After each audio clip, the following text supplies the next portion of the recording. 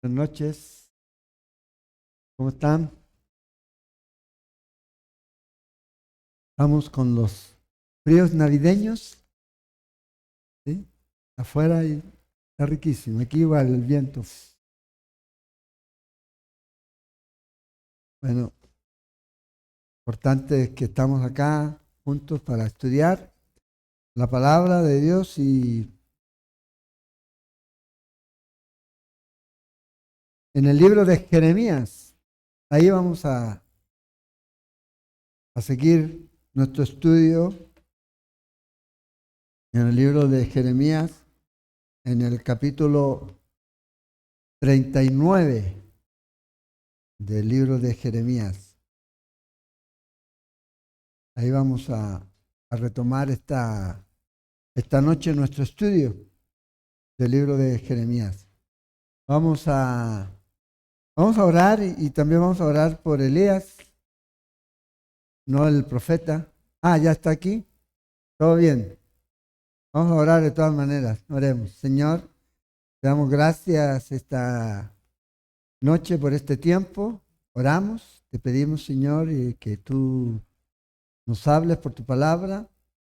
Que tu Espíritu Santo, Señor, traiga esa iluminación a nuestras vidas para entender, comprender y aplicar lo que tú nos enseñas, Señor, a través de este libro de Jeremías. También te damos gracias, Señor, y oramos por Elías. Sabemos que tú estás en control de todo.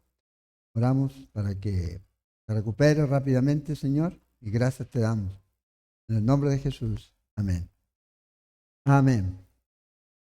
Capítulo 39. Estamos llegando aquí a uno de los eventos, creo yo, más tristes de la historia en el Antiguo Testamento.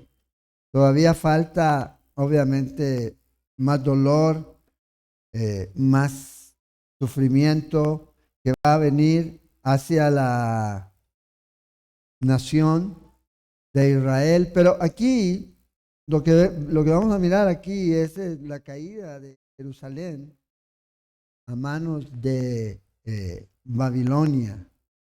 Entonces aquí en este capítulo 39 comenzamos a ver esto. Fíjense, hasta este punto el profeta Jeremías lleva más o menos 40 años predicando, profetizando y advirtiendo al pueblo acerca de lo que iba a suceder. Entonces estamos ante un evento en donde el Señor va a cumplir su palabra, porque Él dijo que esto iba a ocurrir. Si ellos no se arrepentían, esto es lo que iba a pasar. Y no solo aquí a través del profeta en estos 40 años que él lleva, sino a través de todo el Antiguo Testamento. De hecho, cuando ellos cruzan el Jordán y pasan hacia el otro lado, el Señor les advierte por medio de Josué, pero también el Señor les advirtió a ellos por medio de Moisés, que mientras ellos estuvieran guardando la ley, el propósito de guardar la ley, de obedecer la ley, iba a significar que ellos iban a prolongar sus días en la tierra que Él les daba. Ahora, hasta este punto, nosotros vamos a ver que no ha ocurrido así. Ellos no han guardado la ley, no han sido fieles a Dios, más bien han desobedecido a Dios. Y están aquí en este punto en donde van a experimentar lo que muchos falsos profetas decían que nunca iba a ocurrir. ¿Por qué? Porque ellos pusieron su confianza. Bueno, está el templo, está la presencia de Dios ahí, entonces nada puede pasar. Y aquí lo que pasa a Israel no es que Dios no tenga poder para salvarlos. Él podía defenderlos y ya lo había hecho a través de la historia, con pueblos fuertes y lo demás.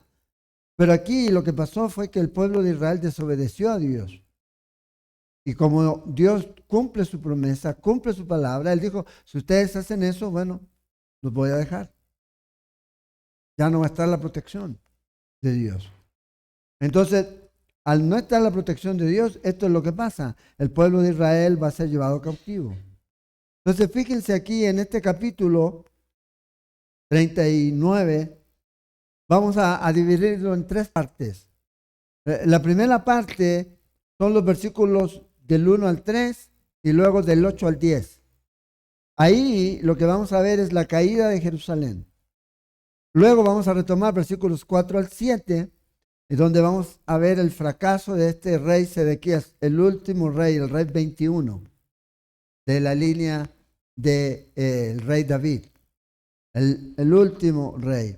Y luego los versículos 11 al 18 vamos a ver el favor de Dios para sus siervos.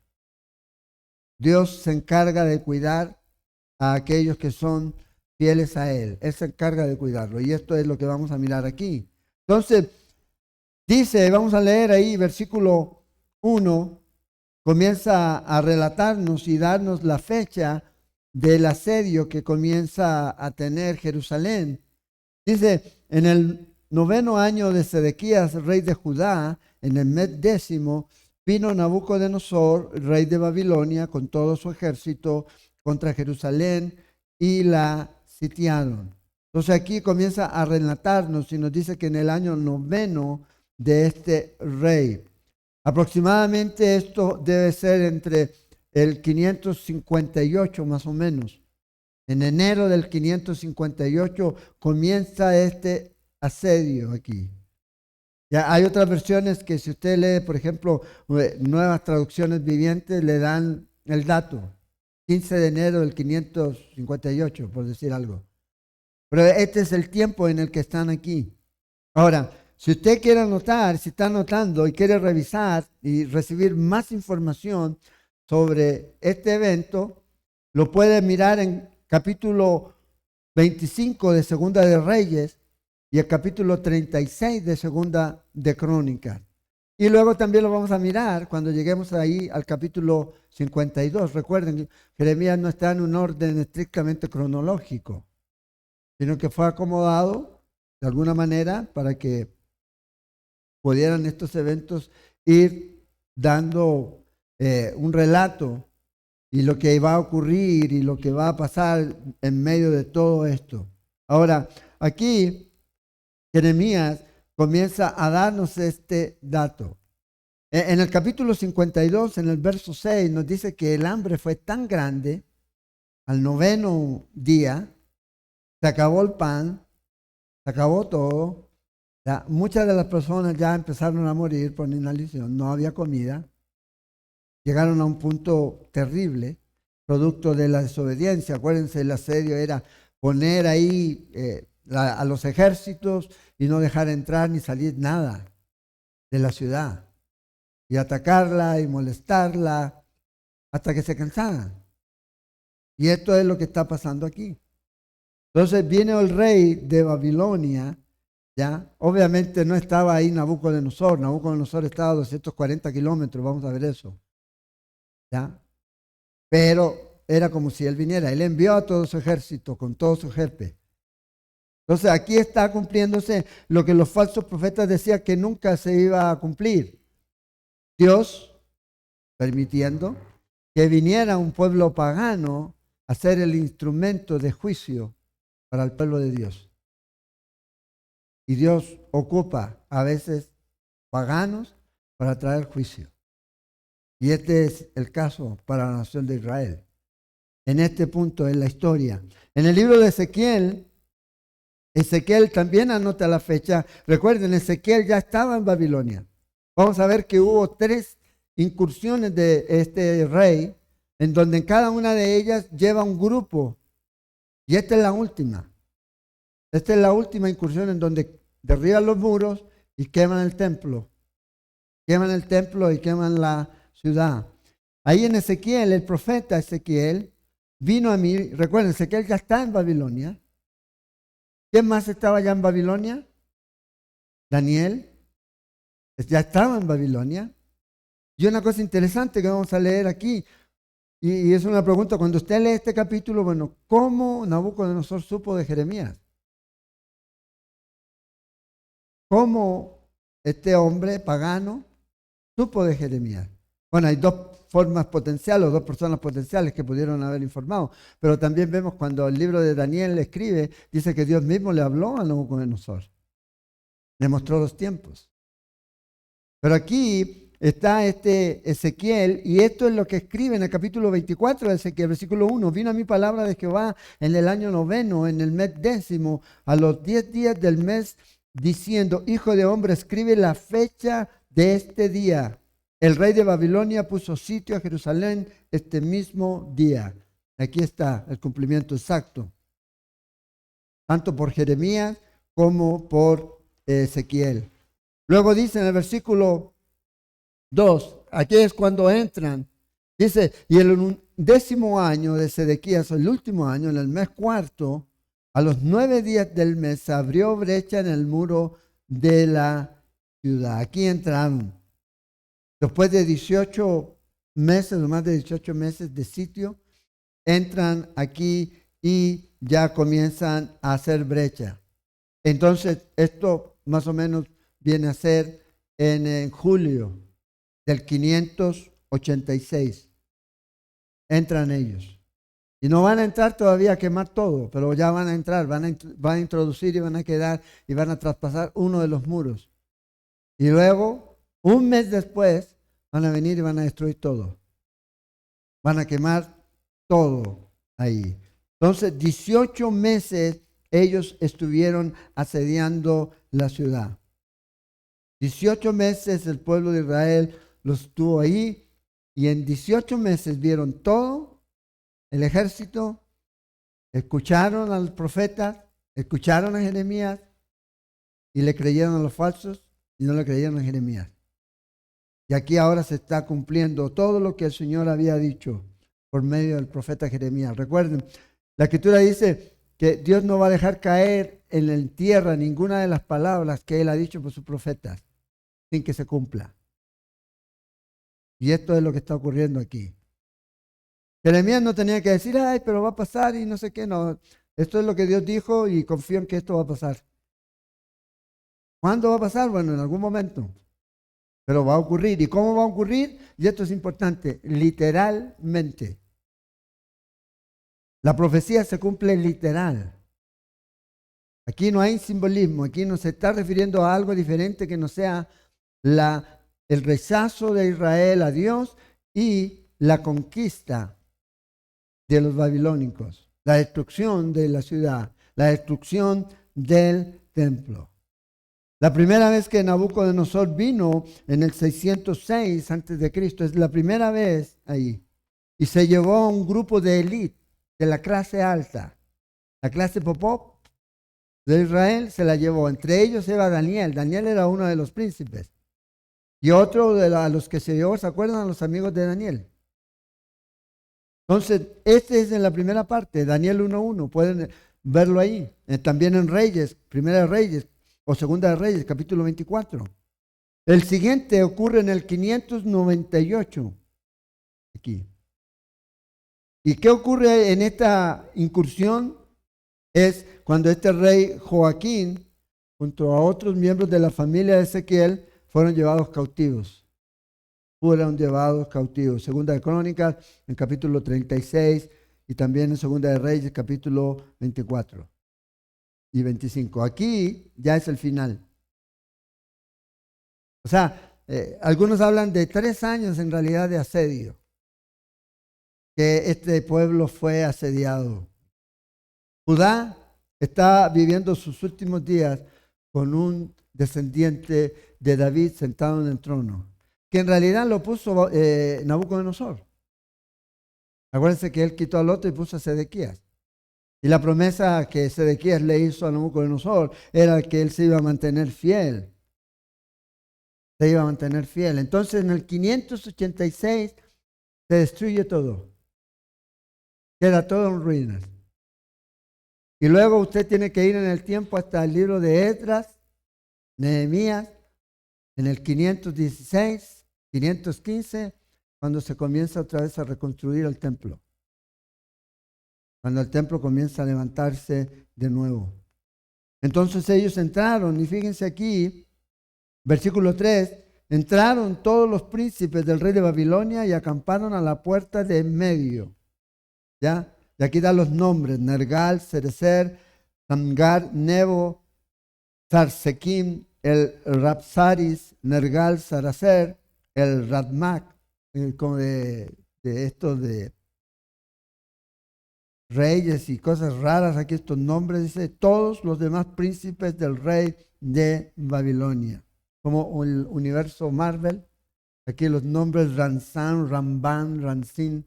Bueno, todos estos aquí príncipes fueron los que envió el rey Nabucodonosor, entraron y se sentaron a la puerta.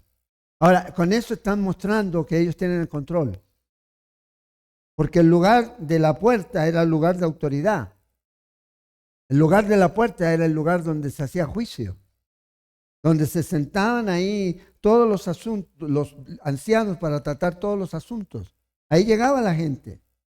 Pero ahora aquí se está viendo que ellos tienen el control. Y los nombres aquí de estas personas, ya el primero, Nergal ahí, Seracer, significa príncipe de fuego.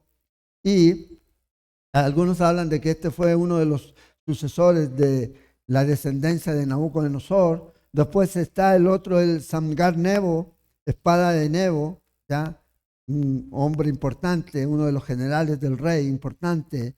Y aquí es aquel, probablemente él tenía un distrito bajo su poder. Y luego habla de este Serchino, Cherquín, que significa príncipe de los eunucos. Y el otro, Rabsarai, que en realidad no son nombres, son títulos. Habla de que era un oficial de alto rango y que era el príncipe de los eunucos, ¿ya? De los que cuidaban los harenes probablemente o algo así, es lo que ellos hacían.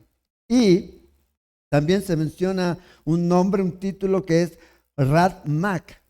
Este título de Radmac que se menciona aquí se refiere al jefe de los astrólogos. ¿Ya? La referencia aquí es a un adivino. Acuérdense, esa cultura siempre tenían este tipo de personas. ¿Cómo nos va a ir? Y siempre andaba ahí el jefe, nos va a ir bien. Y aquí este es el que estaba aquí y todos los príncipes de Babilonia. Y en el capítulo 25 de Segunda de Reyes, en el verso 8, nos dice ahí que todo esto ocurrió un mes después. Después de que entraron el asedio una vez ahí, ya, después se quedaron y esperaron ahí hasta que comenzaron a ingresar y a destruir todo. Entonces, sáltese al versículo 8. Versículo 8.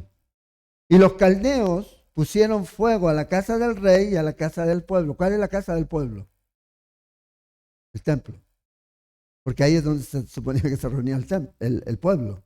Y derribaron los muros de Jerusalén. Entonces aquí una vez que cayó en la ciudad, tomaron el control, al mes después ellos comienzan a destruir todo. Según algunos historiadores, esto ocurrió el 14 de agosto del 586. La destrucción del templo de Jerusalén y los muros destruidos.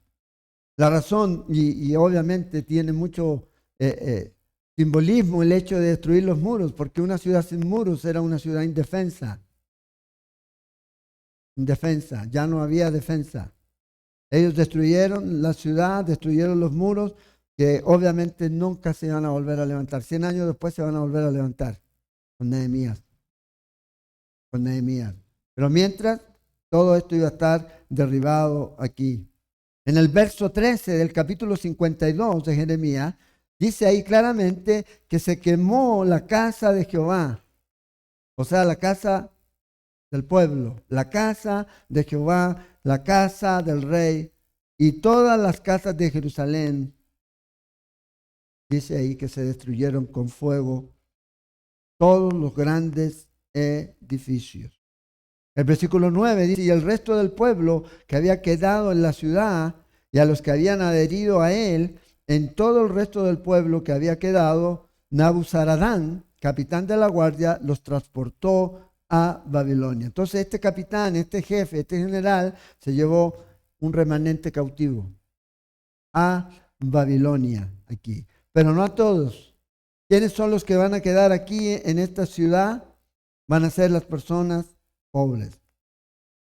Es las que van a quedar aquí. Dice el versículo 10. Pero Nabuzaradán, capitán de la guardia, hizo quedar en tierra de Judá a los pobres del pueblo, que no tenían nada, y les dio viñas y heredades. Entonces aquí este hombre, ahora este capitán no era cualquier capitán, este era el carnicero jefe, así se puede describir.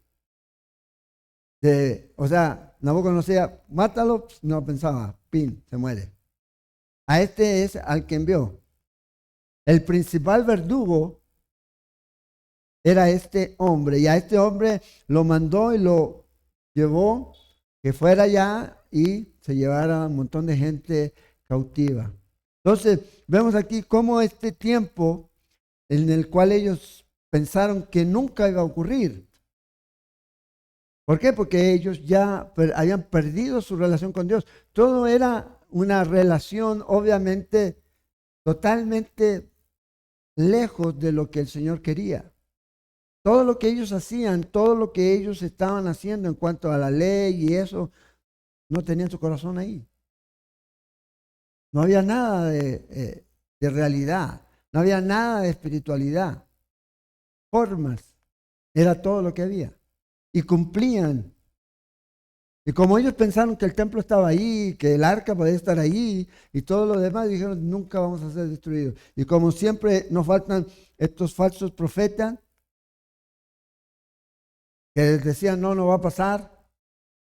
Bueno, ahora están viendo que todo lo que Jeremías dijo. Vea, Jeremías solo entregó el mensaje. Él no causó que esto ocurriera. Este es el resultado de la desobediencia. Y la desobediencia es lamentablemente algo que ha ocurrido desde el principio. ¿Desde cuándo comenzó la desobediencia del hombre? Desde Génesis, con Adán y Eva. No escucharon a Dios y desobedecieron. Entonces vean aquí, la caída del hombre, así como la caída de Israel y la caída de Jerusalén, es un hecho histórico. Ahora, lo lamentable de esto, si van conmigo a Mateo capítulo 23, vamos a ver que esto va a volver a ocurrir. Ya habían levantado aquí en capítulo 23, estaba el templo, ¿se acuerdan? Nosotros vamos a llegar muy pronto a esa parte. Y aquí Jesús entrando a Jerusalén, ya el domingo de Ramos, después viene el Señor y llora sobre Jerusalén y dice esto, verso 37, Jerusalén, Jerusalén, que matas a los profetas y apedreas a los que te son enviados.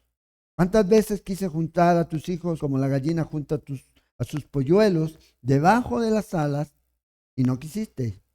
He aquí, vuestra casa os es dejada desierta. Porque os digo que desde ahora no me veréis hasta que digáis, bendito el que viene en el nombre del Señor. Entonces aquí el Señor está diciendo, hey, ustedes han quedado desiertos, yo los quise juntar, ustedes rechazaron. Y el Señor dice lo muy parecido exactamente a lo que decía Jeremías, por medio de Dios, Dios hablando por medio de Jeremías. La casa ha quedado desierta. Y ahora lo que iba a venir era el juicio de Dios. ¿Y cuando otra vez ellos iban a reaccionar? Cuando digan bendito el que viene. Entonces aquí nosotros vemos que el Señor cumple su palabra. Y no debemos tener ninguna duda que lo que falte por cumplirse también va a ocurrir. Sin lugar a duda. No podemos nosotros pensar que bueno, eso pasó, qué lindo que pasó, qué terrible que pasó y no va a volver a pasar. No, cualquier hombre que esté en desobediencia a Dios va a recibir el justo juicio de Dios a su tiempo. Y no necesita una profecía específica, lo que necesita es escuchar lo que dice la Biblia. ¿Y la Biblia qué es lo que dice? Que la paga del pecado es la muerte. La desobediencia en contra de Dios siempre nos lleva a la destrucción. Nunca nos va a llevar a un mejor lugar, sino al contrario. Entonces, hoy día vivimos en un mundo que está lejos de Dios. Y a veces la iglesia entra en esa vorágine del mundo y debemos tener cuidado. Recuerden, el Dios de este mundo es Satanás. Y nosotros como cristianos no debemos moldearnos a este mundo, sino que al revés. Nosotros debemos mostrar la diferencia a este mundo. Una vida que agrada y obedece a Dios, no al príncipe de la potestad. Si el mundo hace lo que haga, haga lo que haga. Nosotros no lo vamos a hacer. Nosotros vamos a obedecer a Dios. Entonces, Dios prepara al pueblo. Por 40 años les estuvo hablando y llegó al punto en donde, como dice la Escritura, no contenderá para siempre el Espíritu de Dios con el hombre. A veces las palabras parecen lejanas, pero llega un momento en donde no hay más. No hay más. Cruzó la línea. Nosotros no sabemos. Pero Dios dice que eso es lo que pasa. Si el hombre vive constantemente. Ahora, diría alguien, ¿este es el corazón de Dios? No, Dios no quiere destruir al hombre. Vea lo que dice Ezequiel. En Ezequiel, en el capítulo 3, verso 20. Y esto es una advertencia. Si el justo se apartare de su justicia, hiciere maldad y pusiere yo tropiezo delante de él, él morirá, porque tú no le amonestaste, en su pecado morirá. Y su justicia que había hecho no vendrá en memoria, pero su sangre demandaré de tu mano. O sea, ¿qué debemos hacer nosotros en este tiempo? Dios nos va a demandar lo que Él nos ha dado para entregar. ¿Y qué es lo que nos ha dado para entregar? El mensaje. Y el mensaje es un mensaje en donde dice que la paga del pecado es la muerte, más la dádiva de Dios es vida eterna para los que creen en Él. Recuerden, Él no envió a su Hijo al mundo para condenar al mundo, sino lo envió para que el mundo sea salvo por Él. Pero no es un asunto arbitrario, no es un asunto que va a ser a la fuerza, sino que cada uno tiene que decidir y tiene que tomar una decisión.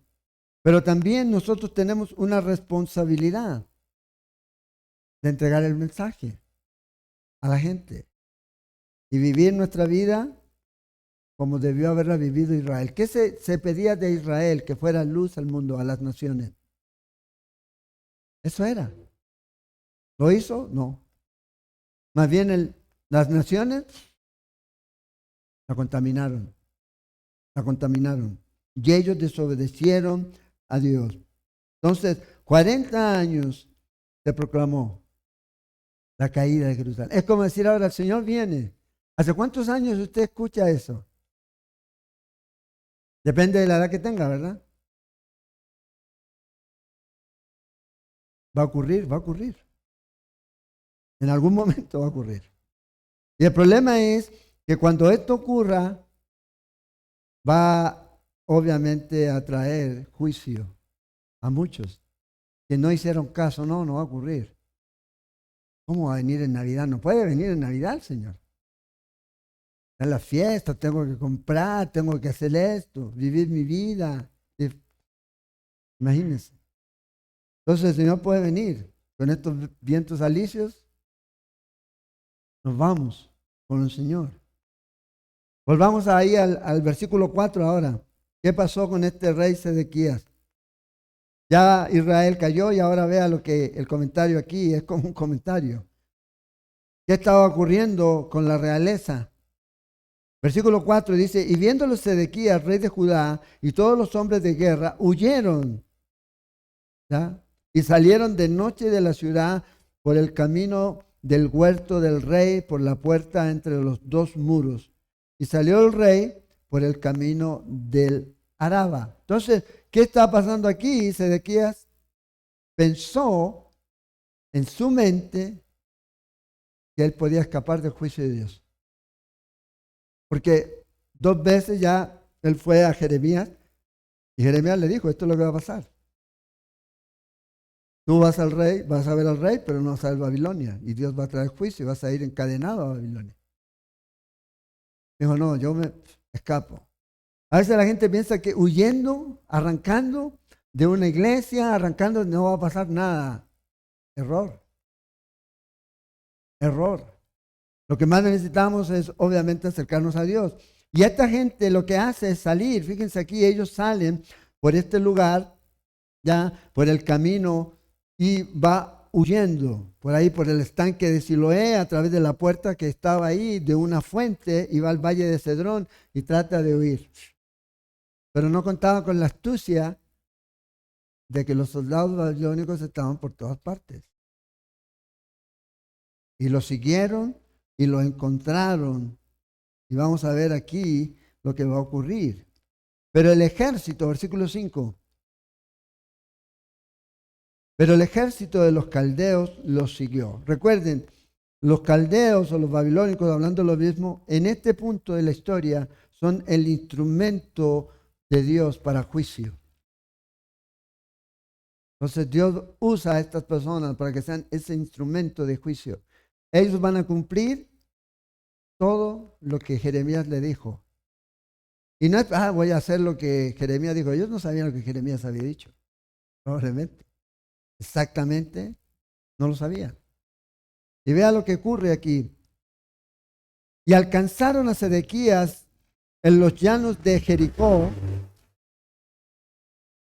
y le tomaron y le hicieron subir a Ribla en tierra de Amad, donde estaba Nabucodonosor, rey de Babilonia, y le sentenció. Entonces aquí está el norte del Mar Muerto, Jericó, en la zona de las palmeras, desértico, pero esa zona ahí, y es ahí en donde él va a ser encontrado y va a ser llevado a Ribla, como dije, como a 240 kilómetros al norte de Jerusalén. El rey, pero no tonto, él no se iba a ir a meter ahí. Él iba a esperar, para eso tenía sus generales, vayan y peleen. ¿Ya? Y lo trajeron donde él estaba, y aquí él va a recibir el juicio de Dios. El juicio de Dios. La desobediencia siempre trae juicio, ¿verdad? Aunque no sea en esta vida. A veces la gente, la libré. El problema es que si usted parte de aquí y una vez arrepentido, el juicio que va a recibir es eterno. Condenación eterna. Entonces, estaba ahí en Siria este hombre y hasta allá lo llevan. Y vea lo que hace el rey. Y degolló el rey de Babilonia a los hijos de Sedequías en presencia de este en Ribla. Y haciendo asimismo degollar el rey de Babilonia a todos los nobles de Judá. Entonces desobedeció, está recibiendo él y lo va a recibir también lo que él sembró. El problema aquí es que también otros están recibiendo el juicio de lo que él sembró. Ahora, no estoy diciendo que los hijos eran buenos, pero vea, sus hijos degollados. Los llevó y los degolló. Si eran grandes, chicos, lo que fueran, ellos recibieron también el juicio de Dios. Consecuencia de a veces los padres se olvidan de que pueden traer consecuencias, ya sea de bendición o de cosas terribles para su familia, cuando desobedecen a Dios, cuando no obedecen a Dios. Este hombre desobedeció al Señor y recibe las consecuencias aquí. Fíjate, Nabucodonosor mató a sus hijos y a todos los nobles que estaban ahí con él. Ahora, este juicio fue severo porque al final el que lo puso en el trono fue Nabucodonosor. Y esto es el trato que habían llegado. Sacó a Jeconías y lo puso a él y dijo, ok, tú séme fiel y todo va a estar bien. No vamos a quemar la ciudad, no vamos a destruir nada, ustedes van a seguir viviendo y haciendo su vida. Su templo, ahí sigan teniéndolo y todo lo demás. Pero él buscó ayuda, ¿dónde? En Egipto. La insensatez de este hombre de buscar ayuda y de confiar en Egipto. O sea, el brazo de carne. Cuidado con a veces nosotros que nos pase eso.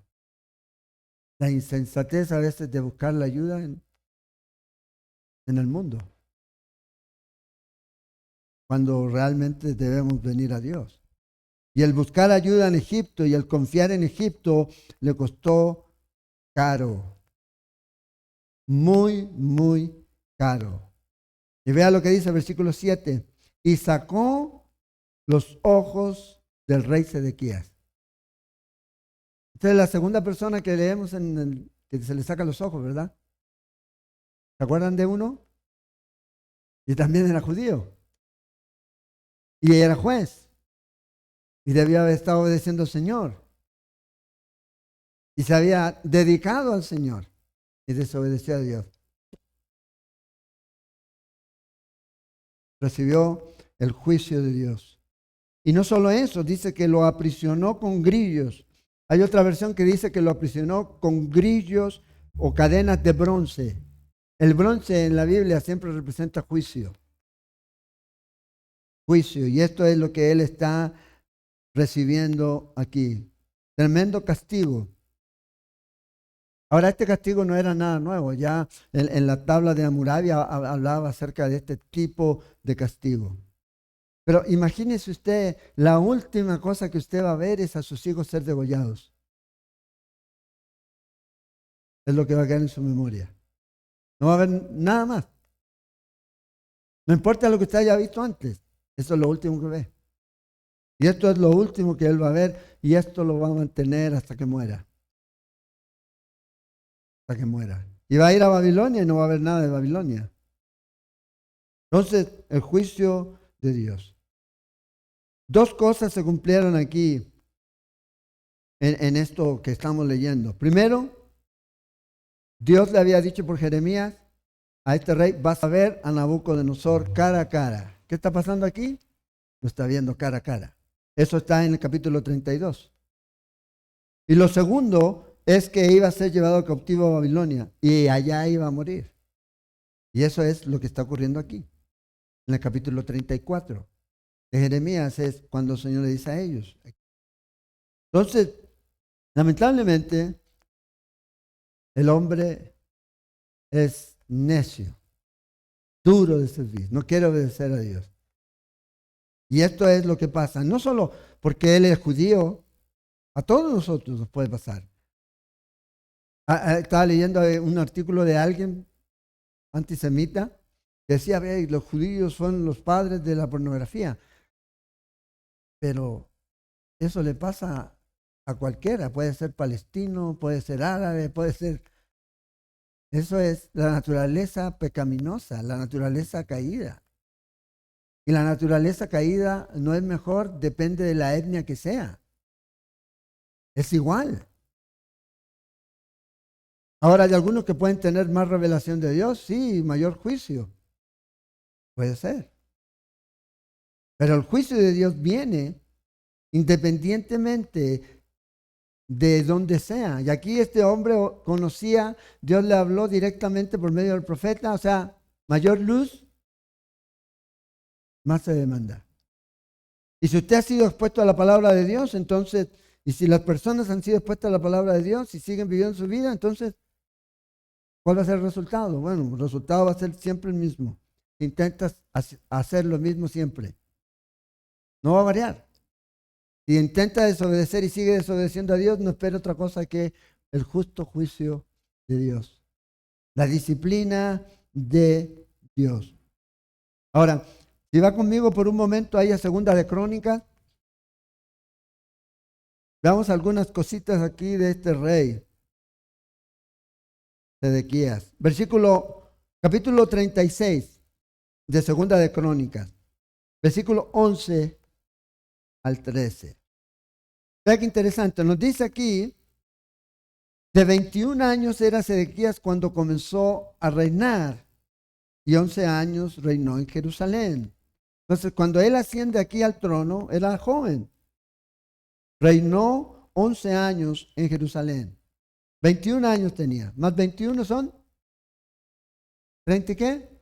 Pues como Maduro, 42. ¿Ah? Jovencito era. Muchos de ustedes tienen esa edad, 31, 32. Aquí. Amén. Bien, eso es en Cristo. Pero la tenemos. Y además dice aquí, y vean la característica, e hizo lo malo ante los ojos de Jehová su Dios. Y no se humilló delante del profeta Jeremías, que le hablaba de parte de Jehová. Se rebeló a sí mismo contra Nabucodonosor, al cual había jurado por Dios, y endureció su cerviz y obstinó su corazón para no volverse a Jehová, el Dios de Israel. Entonces vean, joven, ¡pum! Tomó poder y dijo, ahora yo tengo poder y yo hago lo que quiera. ¿Y qué fue lo que hizo? Lo malo ante los ojos del Señor. No se humilló, dice aquí, ante el profeta Jeremías, aquel que le hablaba de parte del Señor. Dijo, sí, verdad, tiene razón, me arrepiento. No hizo nada de eso. Se rebeló en contra del rey Nabucodonosor, por quien él había jurado. Dijo, sí, Nabucodonosor, por Dios, el Dios de Israel, voy a ser obediente y voy a ser fiel. Y lo tremendo de todo esto es que endureció su cuello, su cerviz, duro. Pero no solo eso, su corazón. El problema del hombre no está afuera, el problema del hombre está dentro, en su corazón. Y el corazón del hombre, en este caso de este rey, no se volvió al Señor. Y por no volverse al Señor, consecuencia, va a ser juzgado por Dios. Y aquí indirectamente usted ve el juicio de Dios sobre este hombre. Directamente. Hay algunos que a lo mejor usted dice, uy, deberían recibir el juicio de Dios. No se preocupe, porque Dios los va a juzgar en su tiempo, en su momento. No importa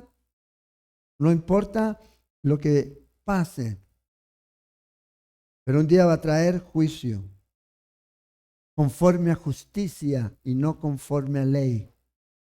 Hay mucha gente que puede salirse con la suya usando la ley, pero un día la ley no les va a servir.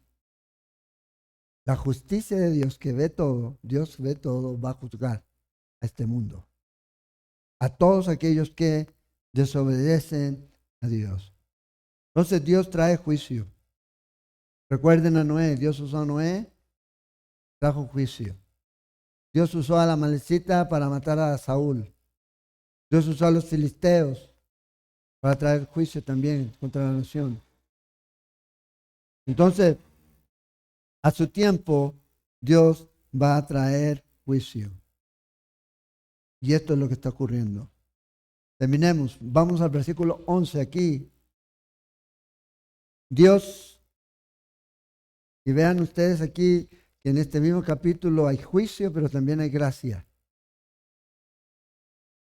Hay gracia de Dios. La gracia no excluye el juicio, pero abre la puerta para que el que se arrepiente reciba el perdón de Dios.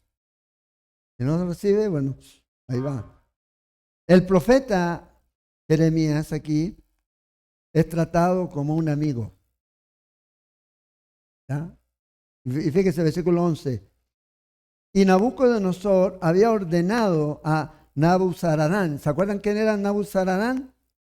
Al que todos le tenían miedo. ¿Ya? Capitán de la guardia, acerca de Jeremías, diciendo. Aquí entonces la orden viene directamente de Nabucodonosor. Como dije, ¿de qué manera él lo supo? Algunos pueden decir, bueno, Daniel, le pudo haber dicho, conocía de los escritos, conocía de la carta de Ezequiel, pero ¿qué impide que no haya sido Dios directamente? ¿Se acuerdan de que Dios intervino? Cuidado con hacerle mal a este. Le habló directamente al suegro de quién era? De Jacob. De Jacob tampoco era muy bueno, ¿verdad? Pero dice, cuidado. Cuídate de hacerle mal a este. Ni hablar ni bien ni mal. No te metas con él. Bueno, aquí probablemente Dios perfectamente pudo haberle hablado a Nabucodonosor. Y Nabucodonosor lo envió a este hombre y le dice, tómale y vela por él. O sea, si le pasa algo, tú pagas. Tú pagas, es lo que le está diciendo. Y no le hagas mal alguno, sino que harás con él como él te dijere. ¿De qué habla esto? Bueno, la fidelidad de Dios. 40 años estuvo este hombre. Vea, llegar a este punto en no ver a ningún convertido en 40 años no es fácil. Pero él llegó a este punto. Ninguno se arrepintió. El que se va a salvar va a ser un etíope en este capítulo que vamos a leer aquí. Quien era judío. Entonces, este hombre aquí recibe lo que el Señor promete a aquellos que son fieles a Él, que Él no los dejará. Ahora, el no dejar no quiere decir que no sufrió, claro que sufrió, estuvo preso, fue golpeado y todo lo demás. Pero aquí vemos la fidelidad de Dios. Pero también vemos aquí a este Dios que hace lo imposible. ¿Qué posibilidades había de que Jeremías pudiera ser librado, humanamente hablando? ¿Qué posibilidades hubiera habido de que Nabucodonosor hubiera visto ya los TikTok de Jeremías? ¿Ah? O las fotos de Instagram con los pasajes que él no había. Aquí vemos a este Dios que es fiel. No se olvide, Dios es fiel. Y Él permanece fiel aunque nosotros no permanezcamos fiel. Ese es el Dios tanto del Antiguo como del Nuevo Testamento. Entonces, Dios le dice o Nabucodonosor le dice a este hombre, ten cuidado, cuida a Jeremías. Y envió por tanto, dice el versículo 3, envió por tanto Nabuzaradán, capitán de la guardia, y Nabuzabán, el Rabsaris, Nergal, o sea, todos los mismos del primer versículo, ¿ya? Y todos los príncipes del rey de Babilonia enviaron entonces y tomaron a Jeremías del patio de la cárcel y lo entregaron a Gedalías, hijo de Ahicam, hijo de Safán, para que lo sacase a casa, y vivió entre el pueblo. La fidelidad de Dios es tomar a este hombre, sacarlo de ese lugar, y no lo puso en un lugar especial, lo llevó entre el pueblo. Todavía era útil. No había terminado. Porque mientras hay vida aquí, su misión aquí no termina. ¿Cuándo termina? Bueno, cuando vamos delante de Dios. Todavía había pueblo ahí. Todavía necesitaban un pastor. Todavía necesitaban un profeta. Y esto es lo que Él va a cumplir aquí. Va a cumplir esa misión y va a estar en medio de ellos. Ahora, lo terrible es que va a morir a manos de ellos. Pero Dios es fiel y permitió que Él terminara su misión. Ahora, ¿cuándo termina su misión?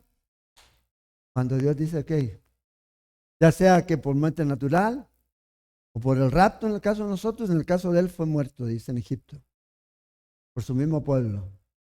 Ahora, en el libro de Primera de Pedro,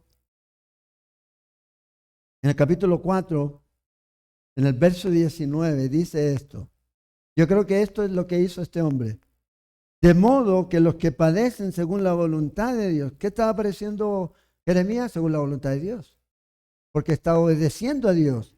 Encomienden sus almas al fiel Creador y hagan el bien. No dejen de hacer el bien cuando sufren. Ay, pobrecito, ya no puedo más. No. Sigan haciendo el bien. Ahora, el cristianismo, a veces la gente dice el ministerio, no, pero el cristianismo no es para cobardes. No es para gente que se esté lamiendo las heridas. ¿Qué hubiera pasado si los cristianos del primer siglo hubieran hecho eso? ¿Qué cristianismo tendríamos? Gracias a Dios no pasó eso, porque ellos fueron empoderados en el poder del Espíritu Santo y encomendaron toda su vida, todo lo que ellos hacían al Señor y siguieron haciendo la voluntad de Dios hasta el final de sus días. Bueno, eso es lo que se espera. Y esto es lo que Jeremías va a recibir, así como Dios le prometió en Jeremías capítulo 1, el Señor va a cumplir eso.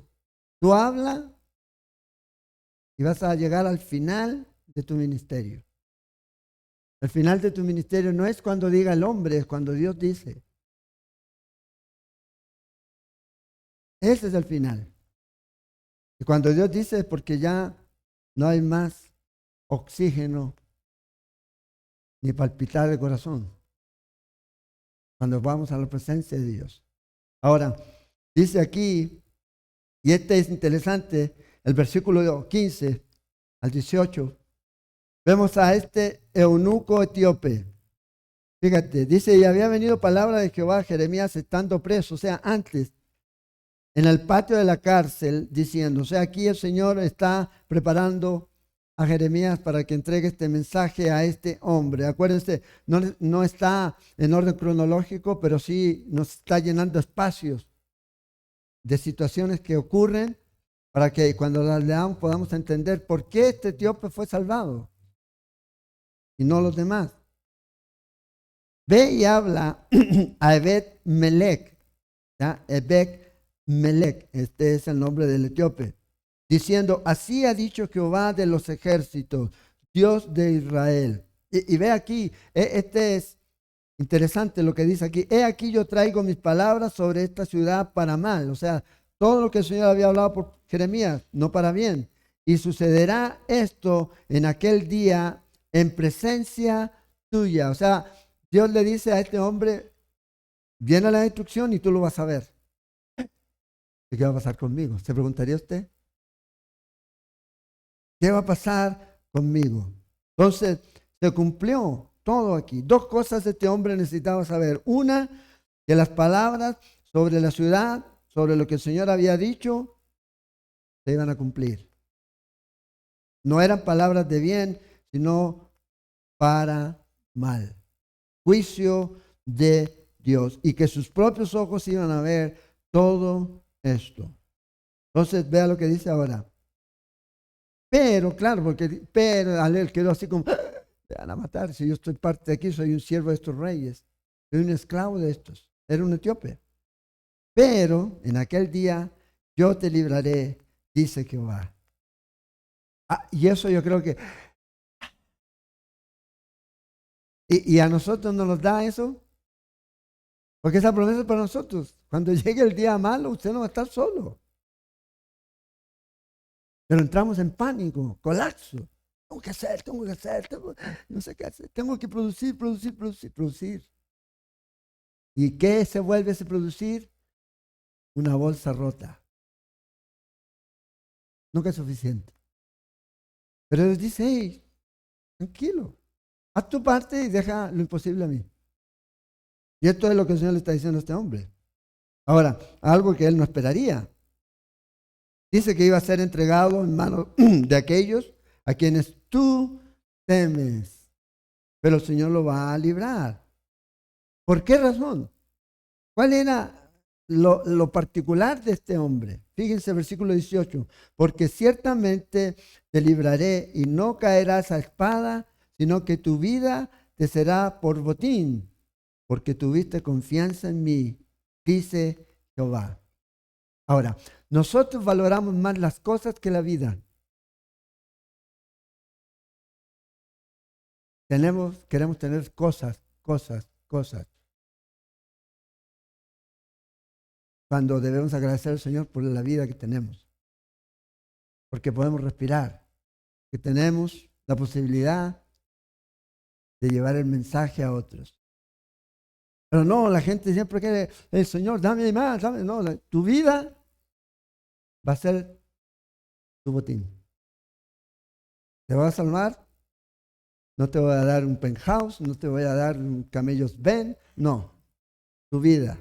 Te vas a ir y vas a ser libre. ¿Por qué? Porque confió en quién? En Dios. No confió en los profetas mentirosos, no confió en los reyes terrenales, no apartó sus ojos cuando se estaba haciendo injusticia con Jeremías, sino que él lo ayudó. Y es más, ni siquiera valoró su propia vida, sino que se puso para poder ayudar, puso su vida para poder ayudar a otros.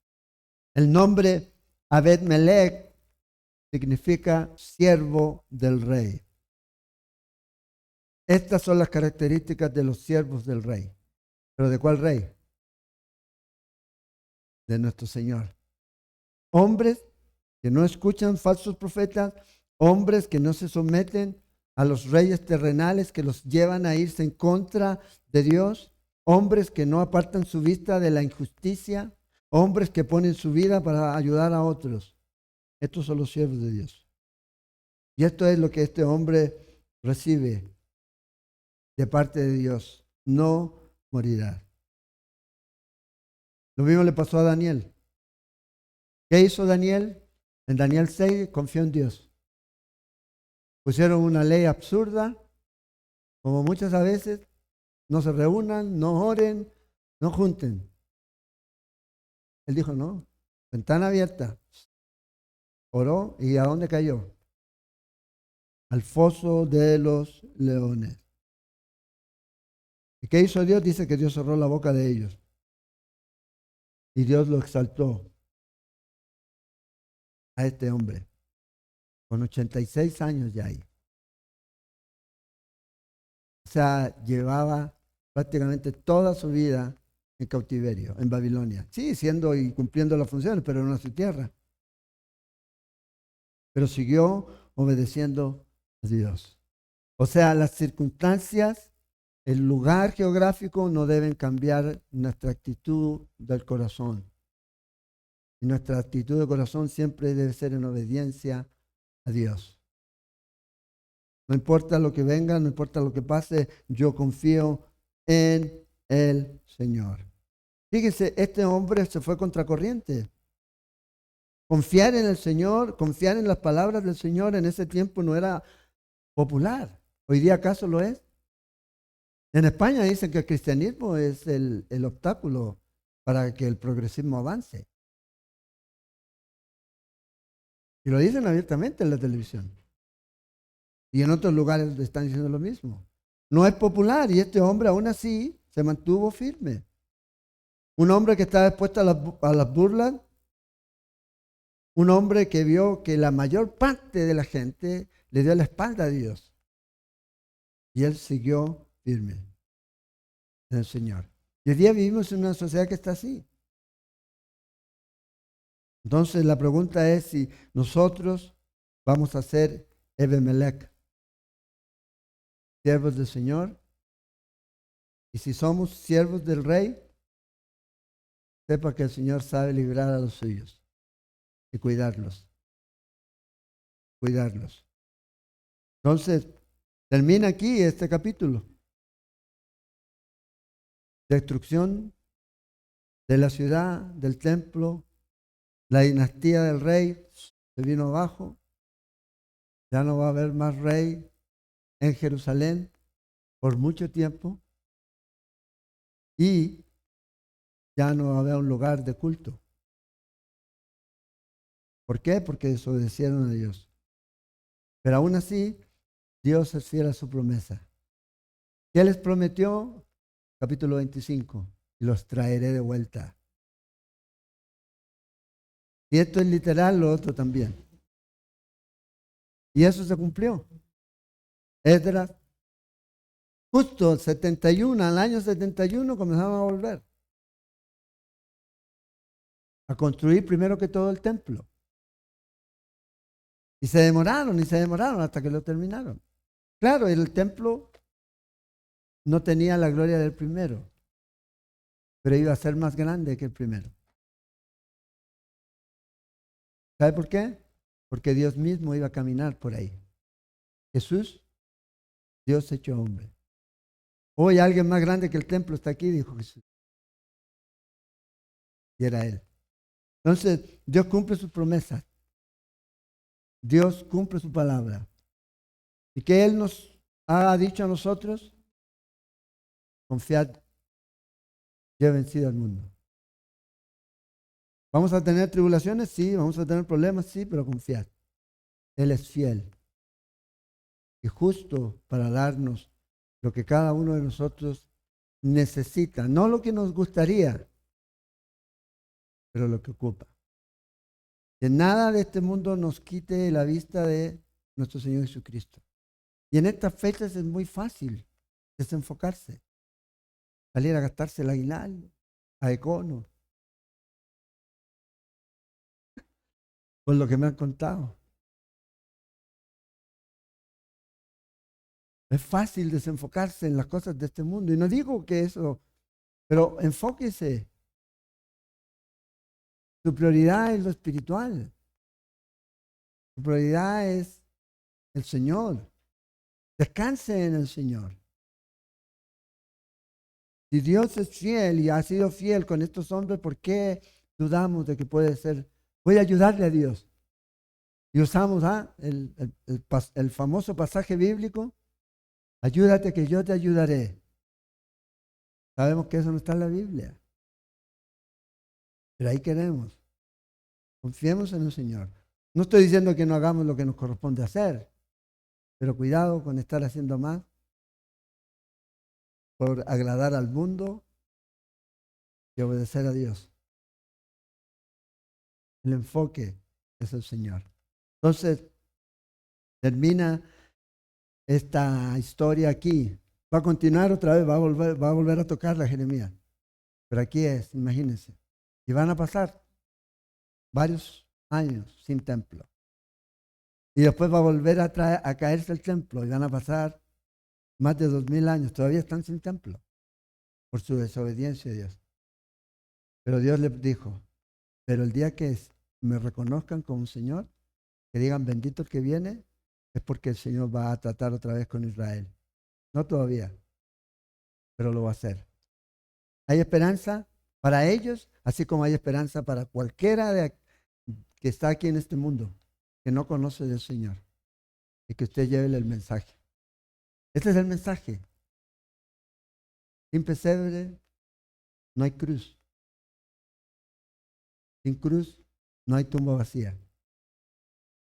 Cristo tenía que venir. Y vino y hizo su obra. Y el resultado lo vemos aquí. Oremos. Señor, gracias te damos esta noche por palabra. Gracias por este tiempo. Oramos y nos presentamos delante de ti, Señor. Reconociendo a veces, Señor, nuestra debilidad. A veces, Señor, nuestra duda, nuestro temor. Nuestra incredulidad a veces, Señor. Cosas que a veces nos impiden o nos obstaculizan, Señor, el confiar en ti, el creer que tú eres suficiente. El pensar, Señor, que nosotros podemos hacer lo que solo tú puedes hacer. Ayúdanos, Señor. Si hay algo de eso en nosotros, te pedimos que nos perdones, que nos ayudes a enfocar nuestra vista en ti, sin dejar de hacer aquello, Señor. Que estemos haciendo lo que estemos haciendo, pero sin dejar de lado lo que es eterno, lo que trasciende la eternidad. En los negocios, Señor, de nuestro Padre Celestial, es donde siempre debe estar nuestro enfoque. Y confiar, Señor, que no hay justo desamparado, ni su grey que mendiga el pan. Que no nos afanemos, Señor, por lo que hemos de vestir o que hemos de comer. Tú nos dices en tu palabra que tú te preocupas de eso. El mundo es su enfoque. Ayúdanos, Señor, a enfocarnos en ti. Podamos mostrar, Señor, al mundo a un Cristo que es suficiente. Que podemos tener ese contentamiento en medio de cualquier circunstancia en la que estamos. Ayúdanos. Guárdanos, Señor, y llévanos con bien a nuestros hogares. Sana a los que están enfermos, Señor. Provee trabajo al que no tiene. Suple, Señor, las necesidades básicas, Señor, que algunos hermanos puedan tener. Oramos, Señor, y ponemos todo esto en tus manos, Padre. En el nombre de Jesús. Amén.